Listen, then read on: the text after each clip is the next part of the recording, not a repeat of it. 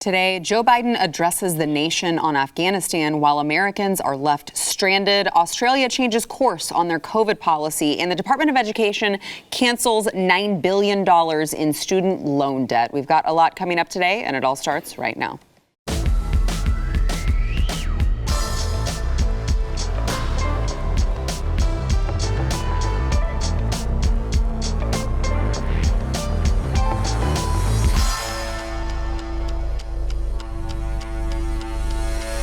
Welcome to the news and why it matters. I am Sarah Gonzalez, today joined once again by BlazeTV contributor Eric July, also host of For Cannon's Sake on YouTube, Young Rippa 59.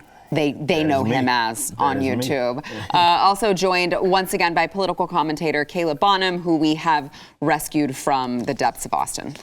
One more day. Glad to be back. One more day, not in Austin. Let's You're go. welcome. You're welcome.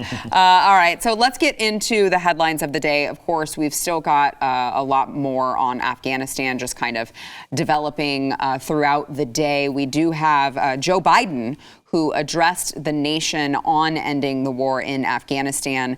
Let's listen first to Joe Biden calling all of this an extraordinary success. Watch. Last night in Kabul, the United States ended 20 years of war in Afghanistan, the longest war in American history.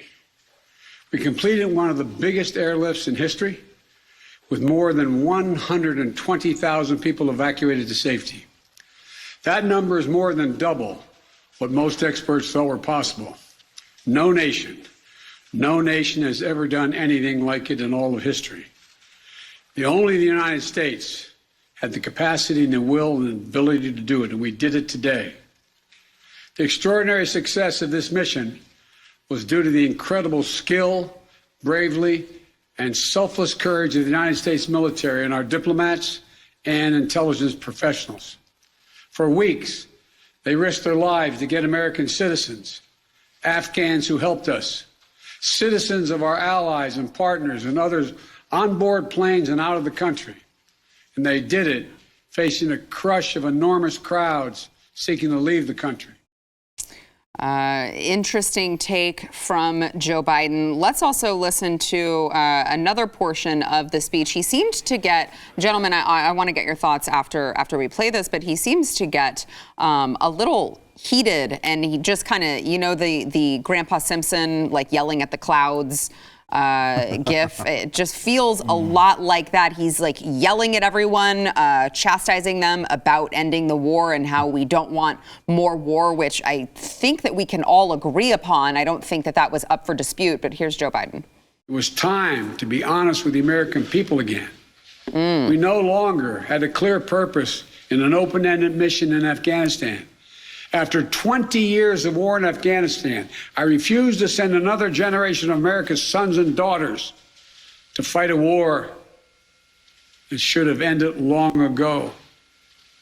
After more than $2 trillion spent in Afghanistan, the cost that researchers at Brown University estimated would be over $300 million a day for 20 years in Afghanistan, for 2 decades. Yes, the American people should hear this. $300 million a day for 2 decades. You take the number of 1 trillion, as many say. That's still $150 million a day for 2 decades. And what have we lost as a consequence in terms of opportunities? I refuse to continue a war that was no longer in the service of the vital national interest of our people.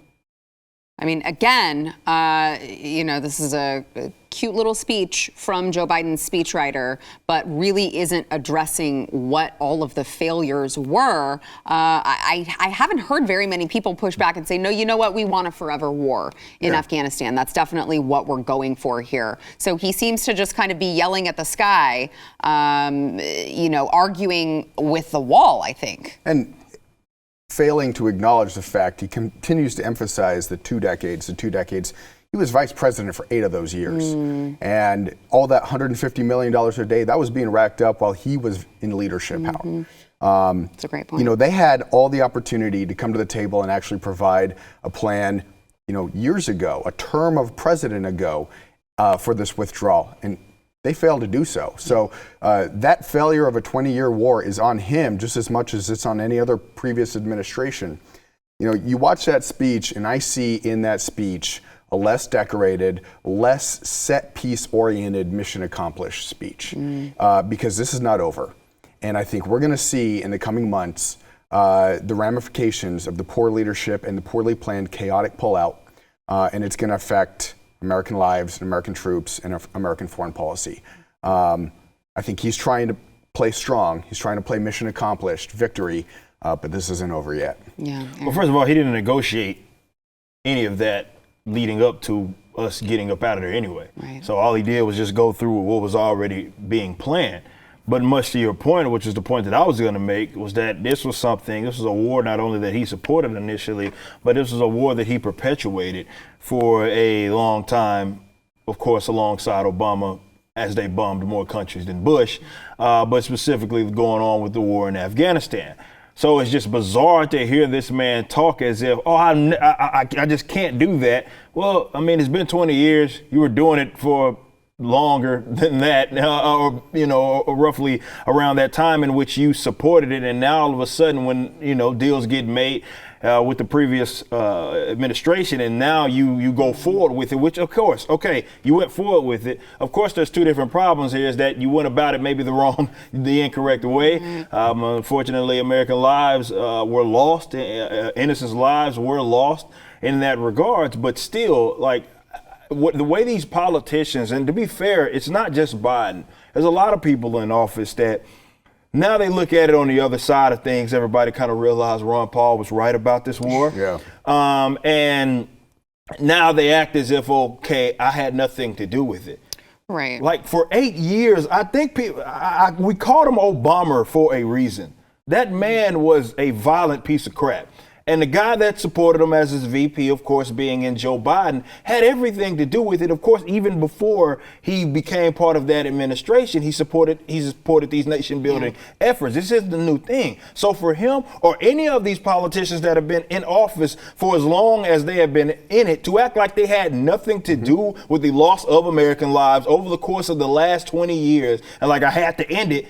Dude, you had an opportunity, number one, for 8 years, you didn't do it, but still, you had everything to do with selling the lie, saying we could no longer lie to American people, failing to mention the fact that he was one of the people that was selling the lie that was the Afghanistan war, or the war in Afghanistan. So it just kills me, because it's not like he's going to be punished for any of that, but neither are the other politicians who have been selling people on these unfortunate war efforts that lead into the deaths of you guys' sons and daughters. That's just so disgusting to me that they think that they can get on the other side like they had nothing to do with it. Yeah, and it was an interesting moment for those of you who did not watch the speech. It was very interesting because at the same time that he said things like we played, where he said it was an extraordinary success, he also took time to, of course, blame President Trump for making the deal in the first place. As if it was President. So how can you take credit for that? Right. That was what I was talking about at the beginning. Like, how can you take credit for that? I'll never do that when you didn't make the deal, and then when the person did make the deal, you criticized the board. Right. So what are you talking about? Right. See, and President Trump didn't say, "Hey, let's pull everyone out before we've already had a chance to evacuate." And you got to remember, he was a senator before he was vice president. That's what I'm saying. He supported all this. You can't say that Joe Biden hasn't had his fingerprints on every failure from the beginning, from the inception to the continuation to the pullout. Joe Biden's fingerprints have been on it every step of the way. Yeah. So, we mentioned all of the Americans who are still stranded. The Pentagon confirmed that the last plane left Kabul airport yesterday, ending the military mission. I know we heard Joe Biden speak on it, but let's also listen to General Kenneth McKenzie confirm what we have been talking about for these, what it feels like, weeks now, which was that they were not going to get everyone out that they wanted to get out. Watch. Look, there's a lot of heartbreak associated with this departure. We did not get everybody out that we wanted to get out. But I think if we'd stayed another 10 days, Louis, we wouldn't have gotten everybody out that we wanted to get out. And there still would have been people who would have been disappointed with that. It's a tough situation. But I want to emphasize again that simply because we have left, that doesn't mean the opportunities for both Americans that are in Afghanistan that want to leave and Afghans who want to leave They will not be denied that opportunity. I think our Department of State is going to work that very hard in the days and weeks ahead. But listen, if you are one of those Americans who are stranded in Afghanistan, don't worry about it, because Pentagon spokesperson John Kirby says Americans get stranded all the time. All right, watch. So what does that look like? How does diplomacy get those people out of the Taliban-controlled Afghanistan? It's not completely unlike the way we do it elsewhere around the world. I mean, we have Americans that get stranded in countries all the time.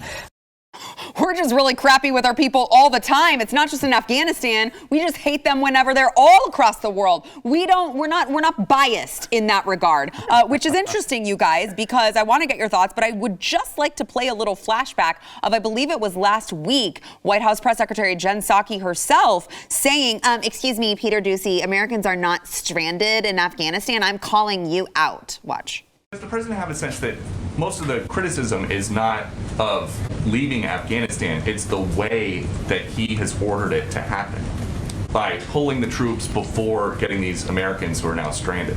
Does he have a sense of that? First of all, I think it's irresponsible to say Americans are stranded. They are not. We are committed to bringing Americans who want to come home. We are in touch with them via phone, via text, via email, via any way that we can possibly reach Americans to get them home if they want to return home. There are no Americans stranded is the White House's official position on what's happening in Afghanistan right now. I'm just calling you out for saying that we are stranding Americans in Afghanistan when we have been very clear that we are not leaving Americans who want to return home. We are going to bring them home. And I think that's important for the American public to hear and understand.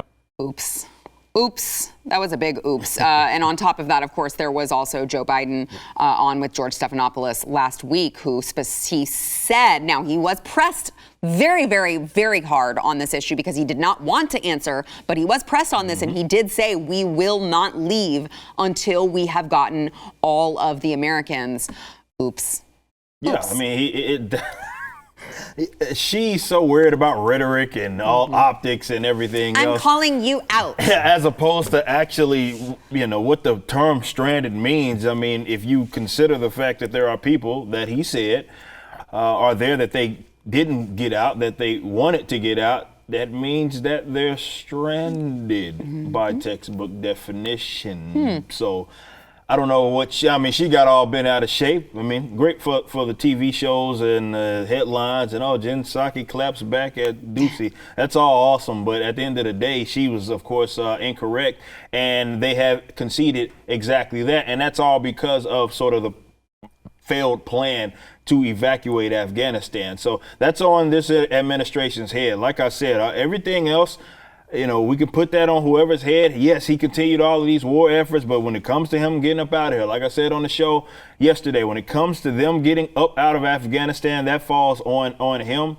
He was not, of course, he didn't have to toe down to a T the actual plan or whatever it may have been. He could have adjusted. He chose that route. That was the route that they chose, whether he got false information, whatever it was. And now, unfortunately, we have people that are behind enemy lines that we don't know if they're going to get out. We're creeping closer to that date to where they say you need to have them up out of here by then, and we'll see what happens after that. Her position has become just a propagandist. Yep. That's a public position. She's supposed to be providing information for the public to understand what's going on with American interests, how America's behaving, family members that are caught overseas. She's there to give us information, and she's not doing that. She's there to play a political role, to bash those she finds to be an opponent. And the media hated so much when Donald Trump came out and called them fake news, but it's gaslighting. Because all she's doing is just not using the term fake news. She's going after reporters that she finds to be her political opposite, and she's trying, like you said, make a headline out of it. The truth is that they did leave Americans stranded, and they're counting on the American people not knowing that that's what she previously said, because the news cycle moves so fast. You forget about it, you move on from it. And, when you have a strong speech like what President Biden tried to give, they're hoping that that's what people remember. Truth is that they're not given the correct information, and we need to remember that when we head to the polls. Yeah, amen. All right, we've got more to come. First, we want to thank our sponsor, Patriot Mobile. So Patriot Mobile is America's only Christian conservative wireless provider, which you may not realize until you start thinking about it, what a big deal that is. But if you are using anyone else, you are taking a portion of your hard-earned money that you are paying within your bill, and you are giving it to Big Mobile, which is then going and donating your money to left-leaning causes that you're fighting against, like Planned Parenthood and gun control organizations. You don't want to do that, all right? You've got to go with Patriot Mobile. They offer broad nationwide coverage. In fact, it's like the same towers that all of the major carriers kind of use and piggyback off of each other. Patriot Mobile uses those same towers. They have plans to fit any budget, and they have a 100% U.S.-based customer support team, which, again, you don't realize is a big deal until you need customer support. So they have that for you as well. They share your values and support organizations fighting for religious freedom, constitutional rights, sanctity of life, and our veteran and first responder heroes. You got to go to patriotmobile.com/news. You can get free activation with the offer code news. By the way, they have special discounts on top of the great deal you're already getting. They're going to have special discounts for veterans and first responders and for multi-line accounts. Support a company that loves America and loves and shares your values. You got to go to patriotmobile.com/news. That is patriotmobile.com/news. Following widespread anti-lockdown protests, Australia will end its COVID-0 policy, which the Prime Minister over there, Scott Morrison, says is not sustainable as the Delta variant spreads in the nation, which is weird because I'm not the Prime Minister of Australia, and I feel like I was saying this for a really long time. So maybe I should be the Prime Minister of Australia, because I think that they would have fared far better under someone who said, guys, we're not eradicating this virus. This is here to stay. So let's not lock everything down. And I mean, Australia, we've showed it on this show multiple times, but they have been really, really bad. I mean, not allowed to leave their houses. Concentration camps, well camps. Yes, please, Eric. Yes, please, use their actual term, okay? My apologies. Don't call them what they really are. So they were not allowed to leave their houses. I mean, unless they were going to go get vaccinated, in which case they were given a pass. But it has gotten incredible in Australia to see the overreach of government. And of course, you know, this is a country who are like, well, you already gave away all of your self-defense weapons and all of that. So good luck to you guys, I guess. But finally, they have said that they will end the COVID-0 policy, gentlemen. That's what they're going to have to do. I mean, look, they can sit here, and I think what happened with them in New Zealand, because they had the more strenuous policies, I mean, in comparison to the rest of the world, and a lot of people in the West, particularly America, like the authoritarian left, look to them and say, hey, that's how you do it, right? That's how they do it. You're going to eradicate the virus. And then they didn't. And then they didn't. And it just simply did not happen. And then you had, of course, all the grumblings. There was truckers out there that were protesting. It really goes to show that if you tell them to go screw themselves, it ain't about, like, all that right there is a concession. That's just all that really is. It's not like they're doing anything special. The people in those areas, I was on an Australian podcast this past Saturday, they're fed up with this nonsense. You're locking people because they're like, we have one case. Yeah, like the whole town shuts down. That's like, obviously, that's not a sustainable thing, because the reality is, and this is my thing, it doesn't matter whether it's Australia or here in America, if they were at least honest with the people wouldn't be freaking out like that. All they needed to do was say, look, calm folks down, say this is a reality.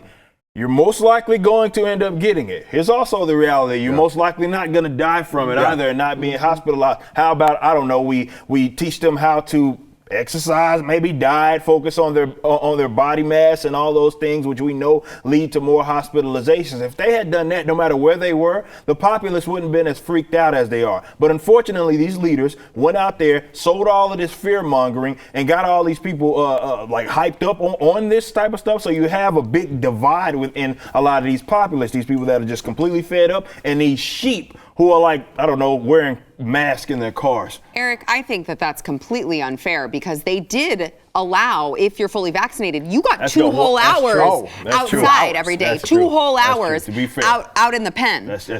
I am so tired of the government caring about my health. I'm going to be honest with you. You know, and it never works. This is all that touchy-feely, zero goal that is never realistic in anything you're looking at. You know, I wish the government would care less about me and my family and more about protecting my rights. You know, and my ability to live as I want to live. Bush had, leave no child left behind. Michelle Obama had leave no child with a bigger behind.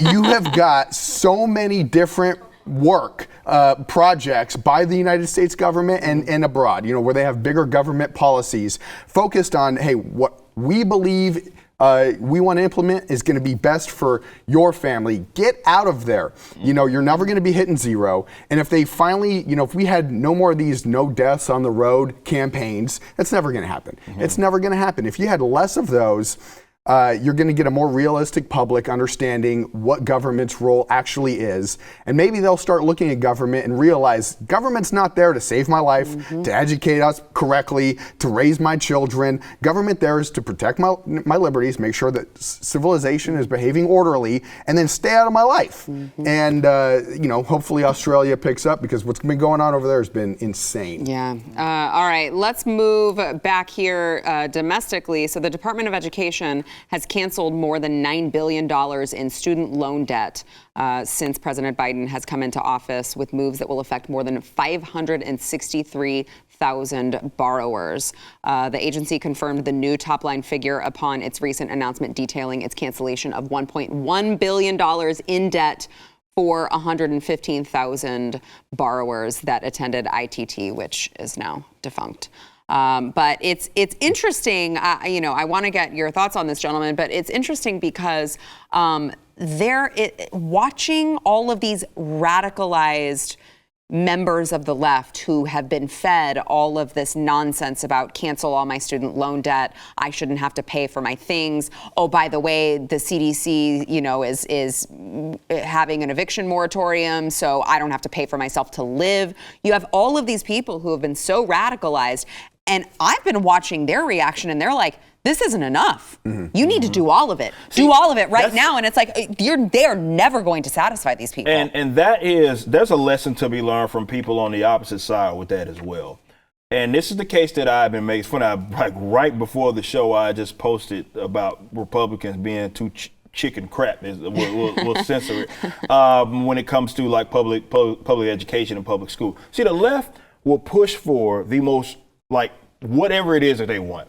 They don't care how radical it is. They don't care like how unrealistic it is. Because in 5 years from now, then it starts to sound way more realistic. If I could just get that wired into like Republicans or conservatives, whatever they want to call themselves, heads, we'd be working further towards liberty. Instead of trying to be so milquetoast and worrying about, well, you know, this is unrealistic. Why don't we push for the liberty position? So if you push for 100%, you get 50. Okay, you take that, but you don't stop pushing for 100%. That's how the left operates, and that's why this country has been moving closer to absolute state socialism, because you're right.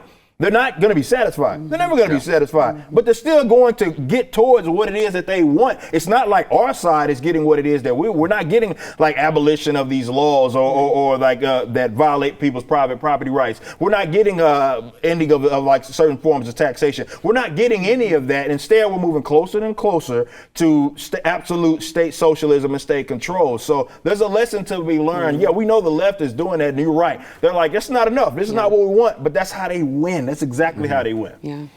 So ITT, $1.1 billion quote unquote bailout for the students. And it was because ITT was lying about their financials, if I understand that correctly. Yeah, they lying about their financials, and therefore all the students are bailed out of their student loans. Yeah. What does that have to do with the students again? It's a great question. And, you know, the government felt the need to step in on that. I mean, there's a lot of entities that are lying to their consumers. They're lying. Including the government. This is First and foremost. And higher education at large. You know, higher education at large is one of the, you know, at large, it's one of the biggest frauds in terms 100%. of what they're actually telling their students and their market earning potential associated with the degrees that they're offering and the unlimited amounts that you can take out to obtain those degrees. That's really what should be investigated. But yeah, I think this is a signal for what the Biden administration's goal is. You slowly step in, and absolutely. the bulk of that forgiveness was to those that are completely and totally disabled. Yeah. Now, I don't know the full details on how that was presented or where that went through, but where it's going to get very, very dicey is when you're looking at able-bodied, able-minded, people that have graduated college and just made that choice to rack up student loan debt to $40,000, $100,000, and you're going to start wiping that stuff out. Depending on their income, you get a $100,000 degree and you're making $25,000, when whatever profession that you knew didn't have that earning potential to make that money and pay that money back. That's on the universities. That's on the federal government.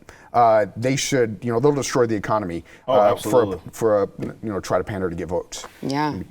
All right, we've got more to come. First, we want to thank our sponsor, Built Bar. So if you like a good snack throughout the day, maybe you have a sweet tooth, but you don't want to get off track with your diet by snacking, going to the pantry. Maybe you're working from home and you're like, I'm visiting the pantry 10 million times a day because I can't stop thinking about snacks.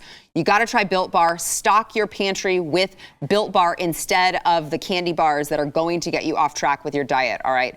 Built Bar is a protein bar, but it tastes like a candy bar. They're amazing flavors. They've got coconut, mint brownie, double chocolate, salted caramel. I know Caleb tried the peanut butter brownie. It's great. Yeah. Their peanut butter ones are really, really good. So, by the way, if all of these sound delicious and you're like, I can't make up my mind, go to their website, get a mixed box. You'll get 2 of each of their regular 9 flavors. They've got up to 18 grams of protein. They're 180 calories or less, only 4 to 5 grams of sugar, and 4 to 5 net carbs. Again, they don't taste like that, though. They taste delicious. All right, right now you can go to built.com, use promo code NEWS15. You will save 15% off of your order if you use promo code NEWS15 over at BUILT.com. Well, Chase Bank has done an about-face after news surfaced from General Michael Flynn, former national security advisor under, of course, former President Donald Trump. He posted this odd message, this letter from Chase Bank. This was on his Telegram social media page, and it says, as you can see if you guys are watching this, he's blacked out the information, the personal information, the address, and it just says Flynn. And it says, after careful consideration, we decided to close your credit cards on September 18th because continuing the relationship creates possible reputational risk to our company. So General Flynn himself did put this out. Now, there was some speculation as to, who was the first name of the person because it didn't appear to be General Flynn himself. It was confirmed that it was sent to his wife. So this was a message that was sent to his wife. Chase Bank obviously heard about it from many people on social media, and they said, oh, whoops, that was actually an error. We made an error with this cancellation letter, and oopsies. So everything's fine now. Everything's fine. I may have added the oopsies part. I don't think that was part of their statement. But everything is fine now, they say. You gotta believe that was not an accidental. Like, you don't go in the system and accidentally send an automated letter to someone saying, a relationship with you risks our reputation. Yeah, that was so bizarre. I hope they leave Chase regardless, because maybe it is an employee gone rogue. I don't know. I mean, I'll consider that as a possibility, considering that these guys, Chase probably does do the whole woke propaganda with, hey, if you sign on for us, you have to read racial bull crap and all that nonsense. So I wouldn't be at all surprised if they had someone that was just flat out rogue, maybe had something against him and was like, I'm gonna send this out. But yeah, the bizarre thing is that they come out and they're like, oh, that was an accident. Yeah, they said we've contacted our customer to let her know that we made an error and we apologize for any inconvenience this may have caused. You know what an error is sending my neighbor Catherine, 65, at home alone, and a letter that we're canceling your account because you could be a reputational hazard to our company. Yeah. Okay, you know what? That's an error. Not when you send it to one of the most prolific political figures and points over the past 4 or 5 years. that caused a lot of controversy within the news cycles and American foreign policy and all that sort of thing, that was framed by the FBI and all this. Okay, that's not an error. All right, that is directed and targeted, and now they're playing damage control. You take a look at these bigger banks, and when medicine, banking, and all these, when they start to have political infiltration by activists with a point to prove, your society is going to have some serious problems. So if that's what's actually going on, if there was a rogue employee, or if this was a company policy that they made, we're facing some. Well, I mean, because you look at what happened. Remember what happened with Bank of America, and was it Tucker Carlson, if I'm not mistaken, or something of that nature, or they were basically, well, it got exposed by Tucker, I think, where they were kind of helping the feds with whatever happened with January 6th, if I'm not mistaken, and like, that's weird, man, like that, because that's usually something that they've historically butted out of, but clearly they're moving into this direction where they do want to play politics. It's going to be interesting to see, definitely, as other forms of like monies, like whether it be Bitcoin and all this other stuff, where people are able to actually house their wealth and not have to put it within these banks. We'll see if people say, you know what, I don't have to have you holding my money anymore. Well, yeah, and this is such a mainstream bank. This is such a piece of American history. You take a look at what's going on with PayPal or Venmo. They're shutting accounts down because maybe some of the money from GoFundMe is coming in that they don't necessarily agree with what it's going to be used for in Kickstarter. Those are not mainstays in the foundation of the American economy. Okay, Chase is. And when you take a look at it's infiltrating that, we need to really get our stuff together, and we need to demand that they stop, because or we need a conservative to step up and provide an alternative. There's some rich conservatives out there, and I don't know what it takes to run a bank. Okay, so maybe I'm making it sound a little easier than it is, but there's a lot of companies that are looking for reliability, that are looking for consistency, and want to make sure that they themselves and their customers are not going to be canceled by a mob that swings according to the wind on the daily basis. Maybe it's time we set up some alternatives. Yeah, amen to that. All right, let me also get to, before we have to go to break, let me get to the United Teachers Los Angeles president. So this is a teachers union in Los Angeles. Her name is Cicely Myert Cruz. She says there is no such thing as learning loss. So, look, your kids may have not learned all of their times tables. They may have not mastered all of their multiplication, but they did learn survival, resilience, and, by the way, they do know the words insurrection and coup. So she said our kids didn't lose anything. It's okay that our babies may not have learned all their times tables. First of all, they're not your baby. They are my children. Thank you very much, Union President.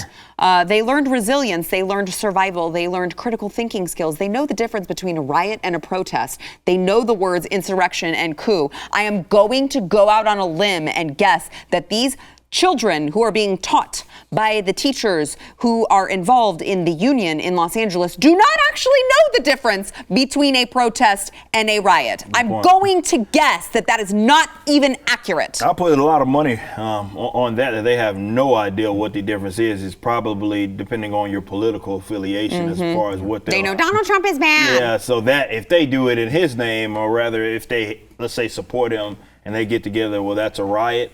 But if you go smash some windows on behalf of Black lives or something because of reasons, that's probably not. It's just a protest. Right, peaceful protest. Yeah. I don't know. Y'all know how I feel about it. Peaceful. They certainly they learned about insurrection and coups. That's right. I mean, those kids have definitely been watching what's going on in Afghanistan, because that was an insurrection. That was a coup. An insurrection, I believe, is when you're, using targeted tactic to prohibit the functioning government. Kind of like when all the Democrats here in Texas just boarded a plane and refused to allow for a quorum so that our democratically elected officials could pass the laws that they said they were going to pass, that they do all the time. Okay? Yeah, you're right. She's right. They did learn about insurrections. They've seen that, they've seen it go on a lot. Yeah, January 6th as well.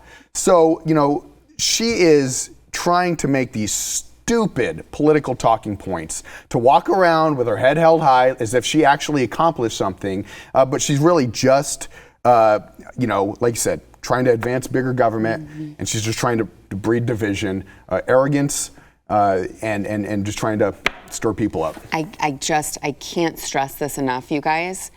Get your children out of public schools. No. And do it like yesterday.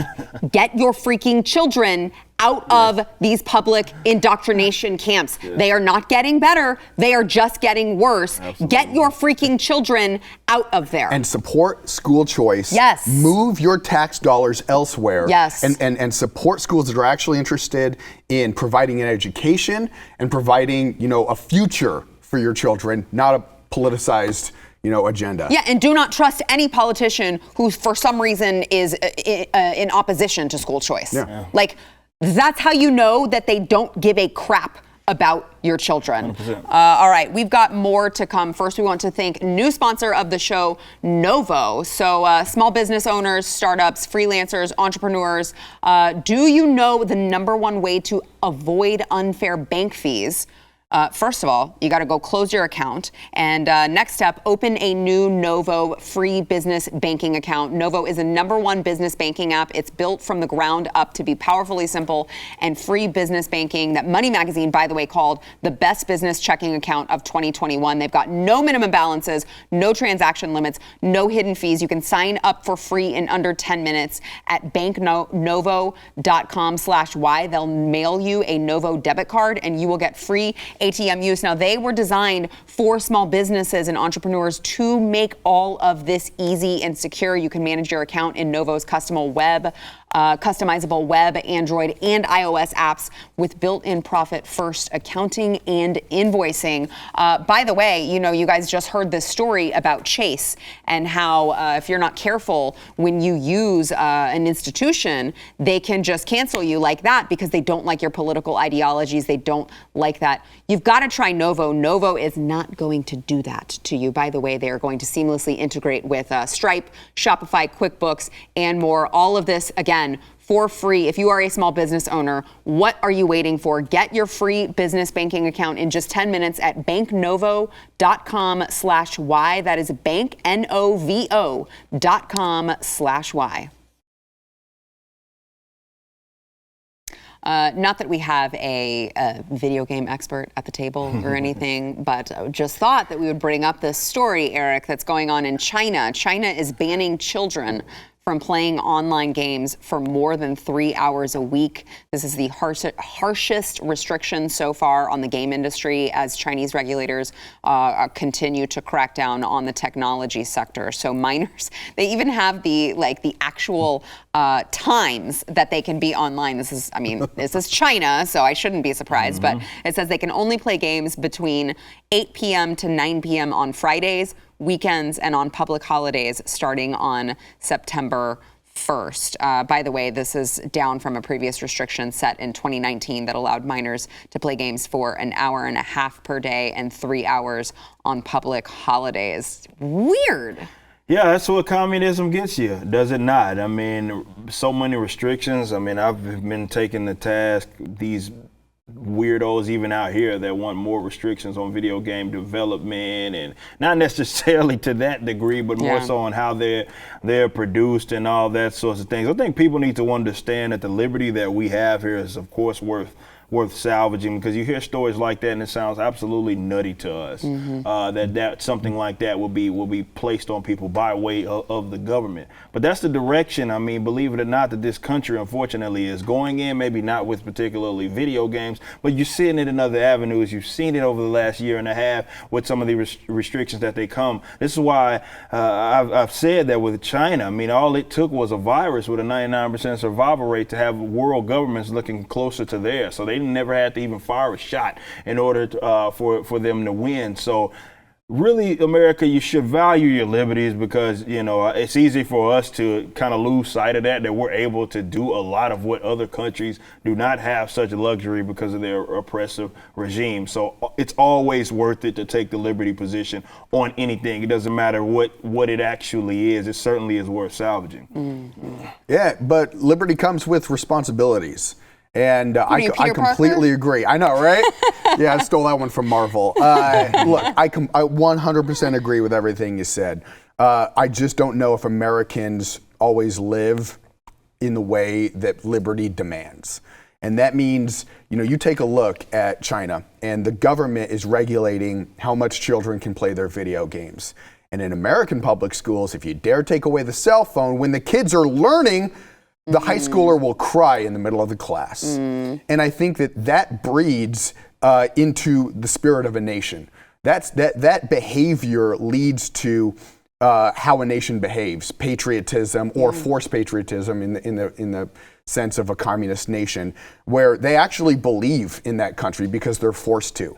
And here, I'm going to sound like my dad, but the truth is, and I love playing video games. I do it all the time with my buddies. But when you have, a nation that is, video games are created as an escape. Yeah. They're an escape from real life.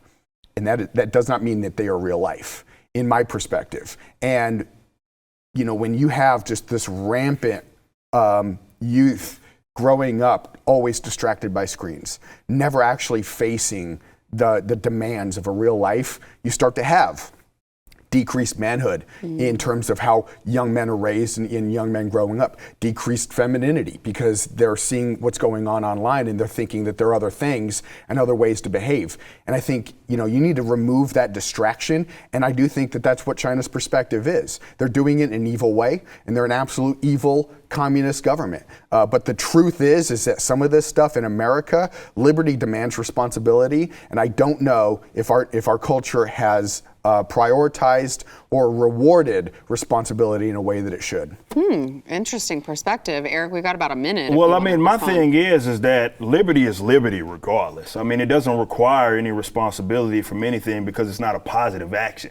It requires a positive action to intrude upon the private property rights of another individual. So whether it be with the problem that you're referencing, whether it be with youngsters and kids playing games, I play video games, and I would disagree with that point where it's just a form of escapism, because I play video games as a form of competition and like thought exercise, which is why I talk about like being a competitor within this realm. I also was a collegiate sports athlete in that regards too, and that kind of led into, when I couldn't do that anymore, to more video games. Everybody has their perspective on this, but the government, in terms of when you talk about stuff like public school and their curriculum requiring all of these sort of different things, like that's the issue. It's not the liberty, it's the absolute aggression by way of the state when it is monopolized, whether it be with curriculum, whether it be what it deems as a proper form of education, proper form of even a way to have a business. We're seeing what we see right now, whether it be with the emasculation of men, whether it be with all of this other weird stuff. Who is facilitating that? It's the academics. It's the academics that are always rolled out there. So we got to address that if we want to work towards a more free and prosperous society. All right, we got to take a break. We'll be back. Good points by both of you.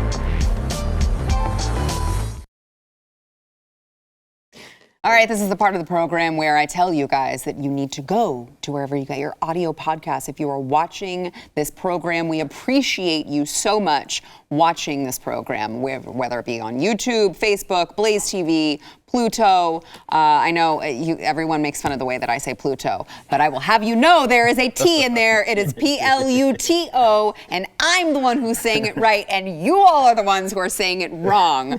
But wherever you are watching us, we appreciate it. We would also appreciate so much your support in going over to those audio podcasts. Subscribe, rate, and review The News and Why It Matters. You also may see your review read live on air, like the one today from Turbine 305, who says, never miss a show.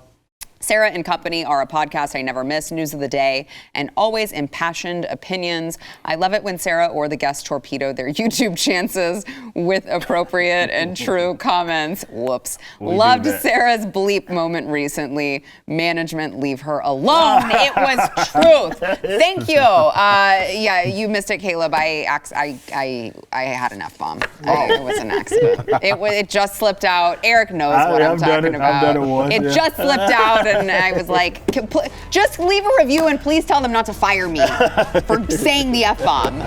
Don't forget, you can find Eric July over on YouTube and also Caleb Bonham over on Instagram and Facebook, but not Twitter. Not Twitter. That's what he told me yesterday.